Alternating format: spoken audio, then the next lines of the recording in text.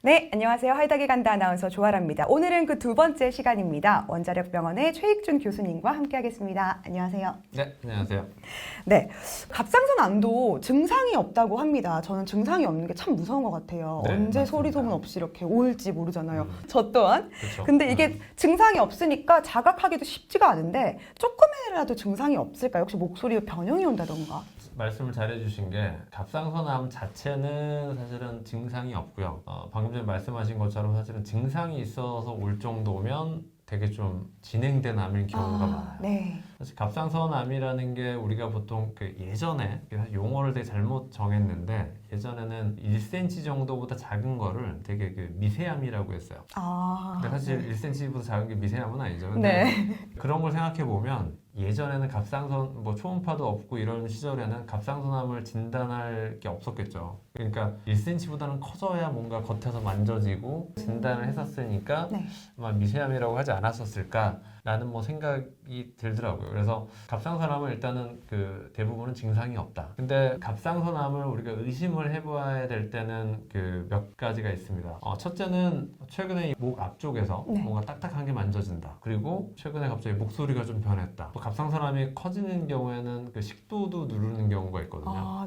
음식물을 먹거나 뭐 이렇게 넘길 때 목에 뭔가 걸리는 듯한 느낌이 있다. 그렇게 될 수도 있고요. 예전부터 있던 혹인데 그러니까 혹이 있는 줄은 알고 있었는데 최근에 갑자기 좀 커지는 것 같다. 그리고 만져봤더니 되게 딱딱하다. 그리고 주위에 뭔가 이렇게 좀 들러붙어 있다.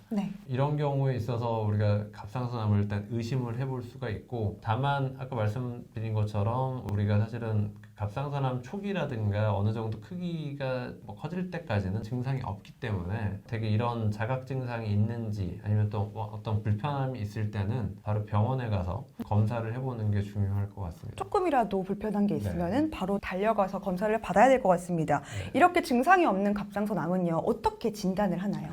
뭐 지난 시간에 말씀드렸듯이 사실은 갑상선이 지금 뭐 1년에 한 4만 명 이상 진단을 받았었거든요. 근데 사실은 갑상선암이 4만 명 이상을 진단을 받았다고 하면 사실 검사는 훨씬 더 많이 했었겠죠. 근데 그렇게 이제 검사를 많이 하고 진단을 많이 받은 게 뭐 예전 93년도랑 지금을 비교해 보면 한 15배 정도 늘었대요, 환자가. 그래서 그만큼 이제 검사를 많이 한다고 해서 최근에 뭐 갑상선 검사를 꼭 해야 되느냐 뭐 이렇게 여러 가지 이제 뭐 이슈가 됐었던 일이 있었습니다. 근데 일단은 목에 뭐가 만져지고 증상이 있었을 때 저 같은 이제 갑상선암을 보는 의사 선생님들은 일단 이학적 검사를 하게 됩니다. 그래서 목도 한번 만져보고 뭐 그 주위에 혹시 임파선이 커져 있는지 아니면 또 저희가 이렇게 후두 내시경 같은 걸 하면서 목소리에 어떤 성대 마비 같은 게 있는지 이런 것도 좀 보게 돼 있고요. 그 다음에 하는 가장 기본적인 검사는 초음파입니다. 갑상선에 혹이 있는지 없는지를 보는 검사로는 초음파 검사가 제일 중요하고요. 초음파를 봤었을 때 사실 일반적으로 그러니까 우리가 이제 초음파 소견에 따라서 이게 이제 어떤 암일 가능성이 높다라고 하는 어떤 위험도를 보여주는 갑상선 초음파 소견들이 몇 가지가 있습니다. 한 가지는 우리가 더 에코라고 하는데 실제로 갑상선처럼 보이는 그 색깔보다 되게 좀 진하고 거물수록 안 좋은 혹일 가능성이 많고요. 또 혹이 평행하지 않는 혹이라고 하는데 동그란 혹일수록 별로 나쁜 혹은 아니고 좀 이렇게 뭔가 이게 울퉁불퉁하면서 왠지 그럴 것 같아요. 길쭉할 때 약간 좀 우리가 암을 의심을 해보게 됩니다. 그래서 현재 뭐 그거는 국제적으로도 어떤 거기에 대한 어떤 가이드라인이 있고요. 국내 초음파 소견에도 가이드라인이 있어서 그런 위험도가 뭐 3가지 이상이 있으면 초음파 소견만으로도 암일 가능성이 한 60% 이상 되는 경우가 있어서요. 그런 경우는 일단은 자연스럽게 검사를 하게 돼 있는데 갑상선이라는 게 이제 목 앞쪽에 있고 이쪽에 이제 중요한 혈관이라든가 신경이 지나가는 부위이기 때문에 이게 이제 저희가 이쪽에 대한 그 검사는 그 새침흡인 검사라고 해서 얇은 바늘을 통해서 그 갑상선 혹을 이제 초음파를 보면서 초음파 유도하에 그 세포를 채취를 하게 돼 있고요. 그 세포를 채취해서 이게 암세포가 있는지 없는지 하는 검사를 합니다. 후유증 같은 건 없나요? 좀 아프죠. 저도 사실 안 당해봤는데 저는 사실은 제가 직접 이 초음파를 하면서 검사를 하거든요. 근데 저는 안 당해봤는데 환자분들한테 그냥 한번 따끔하다고 하면서 검사를 하긴 네. 하지만 되게 좀 아파하시는 것 같아요. 근데 이 새침 흡인 검사의 그 문제점 중에 하나는 어떤 조직을 떼는 건 아니고 네. 그 혹에 있는 세포를 떼는 거예요. 근데 사실 생각해 보시면 그 얇은 바늘 안에 조직이 들어있지는 않고 세포들이 그 바늘 위로 이렇게 쭉 이렇게 돼 있는 네네. 세포를 검사를 하는데 일단은 그 혹이 있는 분의 어떤 조직을 실제로 수술로 이렇게 뗄 수는 없기 때문에 이 새침으로 하는 이 조직 검사는 사실은 한 번 찌를 때 아프긴 하지만 그래도 환자를 위해서 되게 좋은 검사 방법이죠. 네. 근데 다만 이 혹이 아무리 작아도 사실 바늘이 한번 찌를 수 있는 조직은 되게 한정이 돼 있고 네네. 사실 한 번 찌르는 것보다는 네. 두 번 찌르는 게 더 정확할 거고 그렇죠. 두 번보다는 10번 찌르는 게 정확하겠지만 어떤 환자를 10번을 찌르고 검사를 하겠어요. 그래서 제한점이 있고 또 거기서 나오는 세포만으로 이게 암인지 아닌지를 봐야 되기 때문에 네. 실제로는 이걸 판독해주는 병리과 선생님들의 어떤 경험과 이런 것도 되게 좀 좌우가 됩니다. 굉장히 예민한 작업일 것 같아요. 예, 그렇죠. 네. 요즘에는 이제 그 초음파 가이드라인에서도 의심이 되더라도 1cm 이상 되는 혹만 찌르자라고 약간 가이드라인에서 권고를 하고 있는데요. 실제로는 근데 그럼에도 불구하고 너무 암이 의심이 되면 0.5cm 이상 되는 혹은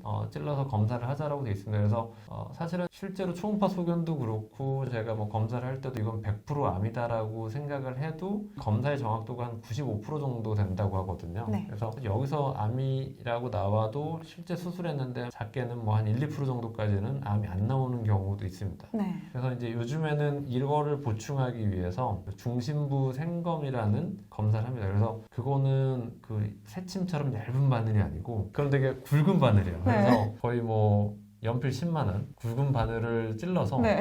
그거는 사실 조직을 뗍니다. 진단을 내리기에는 훨씬 더 정확할 수 있죠. 하지만 이쪽 중요한 혈관이라든가 뭐 신경 같은 잘못 게 있기 건드리면 때문에 위치가 좀 제한이 된다라는 부분이 있고 또 바늘이 크다 보니까 약간 출혈의 위험성 같은 게 있어서 그런 부분은 좀 조심을 해야 됩니다. 며칠 동안 막 피를 각혈을 하는 거 아닙니까? 그런 건 아니고요. 네. 세 번째로는 사실 저희처럼 수술을 주로 하는 뭐 이비인후과나 외과에서는 별로 하는 검사는 아니고 주로 내과에서 많이 하는 검사인데 근데 갑상선 스캔이라고 있습니다. 그래서 갑상선 스캔은 갑상선 뭐 테크네슘이라는 방사성 성분이 있는 그 물질을 이제 드시고 나서 이제 하는데 보통은 혹이 있으면 이제 혹이 있는 것처럼 보이거든요. 근데 그게 보통 기능을 하는 혹이면 기능 항진증이랑 관련된 혹이라고 해서 그런 경우는 암일 가능성이 좀 적고요. 그래서 그거는 이제 스캔에서 기능을 하는 거면 그거는 반대로 좀 까맣게 나오거든요. 근데 스캔은 거의 약간 흑백이라고 생각하시면 되니까. 근데 실제로 혹은 있는데 기능을 안 하고 냉결절이라는 표현을 쓰는데 냉결절.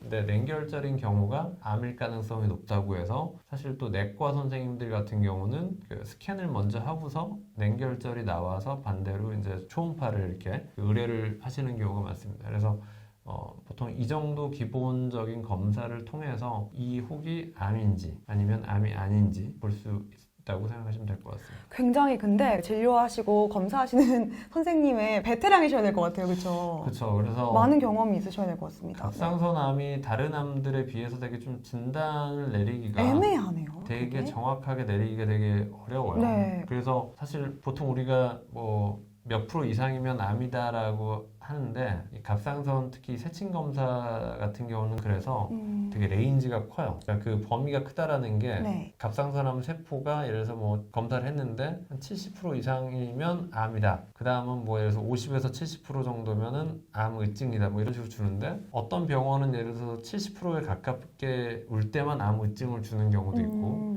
또 어떤 병원은 뭐 50% 정도 이상만 되면 암의증을 주기 때문에 그 딱 정해진 기준은 없나요? 그렇죠. 약간은 왜냐면 이게 이제 아까 판독 내리기가 좀 어렵기 때문에 어떤 이런 범위를 두는 거죠. 그래서 실제로는 이 병원에 가서는 암의증이라고 나왔는데 다른 병원에 가서 이제 재판독을 해보니까 암이 나오는 경우도 있고요. 또 이쪽 병원에서는 암이라고 나왔는데 또 뭐 우리 병원에 가서 했더니 암의증이나 뭐 비정형 세포로 나왔다. 이렇게 이제 그러니까 단계가 좀 낮아지는 경우도 있고. 그래서 아까 말씀하신 것처럼 되게 갑상선암도 진단 및 어떤 뭐 치료의 여러 가지 뭐 디테일한 부분이 있어서 전문 병원에 가셔서 원자력병원 원자력병원 포함해서 이렇게 해서 하시는 게 네. 도움이 됩니다. 이게 참 검사 진행 방법도 조금 복잡한데요. 네. 그렇다면 치료도 복잡할 것 같아요. 수술 치료도 이게 만약에 진행이 됐다 그러면 어떻게 치료를 할지 어떻게 나아가야 될지 그 과정을 다음 시간에 알아보도록 하겠습니다. 이번 시간 원자력병원의 최익준 교수님과 함께했습니다. 고맙습니다. 네, 감사합니다.